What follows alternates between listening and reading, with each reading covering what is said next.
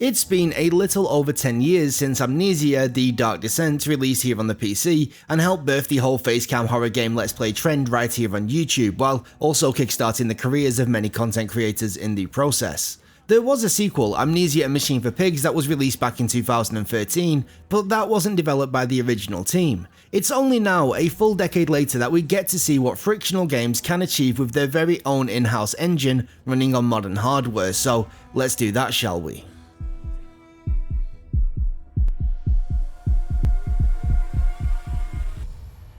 Hello ladies and gentlemen, my name is Pixel and welcome to the Sapphire Tech YouTube channel. Before we get started, I want to make it clear that this video is going to be primarily focusing on the presentation and performance offered by Amnesia Rebirth and not the actual gameplay or story. All the footage in this video has been recorded using our SAPPHIRE PULSE RX 5600 XT graphics card with the game completely maxed out at a 1080p resolution. I'm only going to be showing footage captured during the first hour of gameplay, and we'll also be doing our best to avoid any spoilers, and you don't need to worry about any loud jump scares. Now, as you may have noticed, the game is capped to 60 FPS. While it is actually possible to remove that frame rate limit via a tweak to the game's config files, I don't recommend that you do this as it causes many more problems than it solves, and for two reasons. First of all, performance in general is extremely variable and in many ways downright unstable. Once the frame rate limit is removed, we do see a decent bump to FPS, however we also find that our graphics card is rarely running at full capacity. This means that, as of right now, it's looking extremely unlikely that we're going to be able to reach a rock solid 120 FPS regardless of what hardware is used. Normally this would lead me to recommending a technology like FreeSync in order to maximize frame rates while also ensuring a smooth tear-free experience, but this brings me on to our second reason: the physics. Amnesia Rebirth, much like its predecessors, places a big emphasis on physics interactions, and the physics systems powering said interactions is capped to 60 updates per second regardless of your frame rate. This means that using these physics objects while not locked at 60 FPS would result in the object stuttering heavily. Not only does this not look very nice, it can make interacting with objects way more cumbersome than it should be. Since this means that certain elements are updating independently of frame rates, variable refresh rate technologies are still going to exhibit this form of stuttering.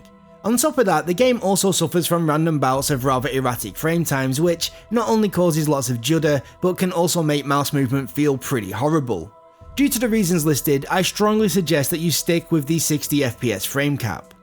As a side note, I did indeed try lowering a bunch of settings to see if it was at least possible to push a 120 FPS average at the cost of the graphical fidelity, but it wasn't.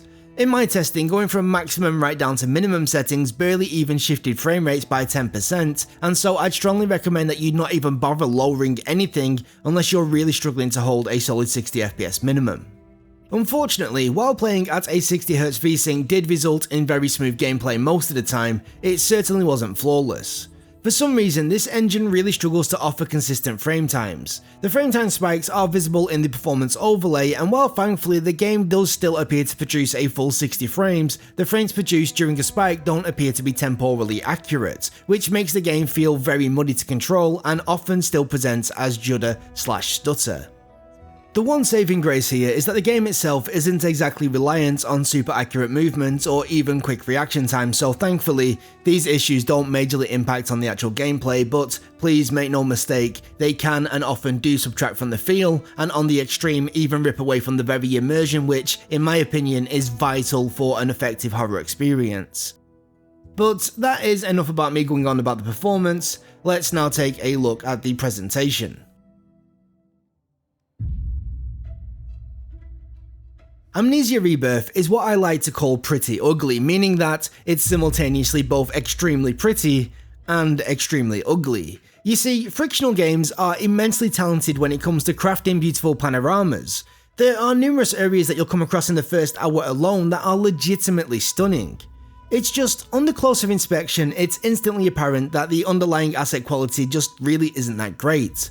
The material work often comes across as extremely low resolution and not all that complex, whereas the 3D models are generally of a low poly count. Even the effects work comes across as rather dated. There's no per object motion blur, tessellation, high quality ambient occlusion, temporal anti-aliasing, or many of the graphical features that these days I would normally have considered to be pretty standard.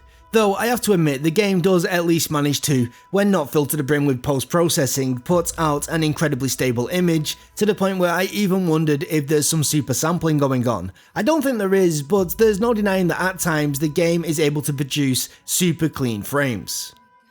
To be clear, I do classify Amnesia Rebirth as a beautiful game. I just can't shake the feeling that the balance between performance and presentation simply doesn't make sense.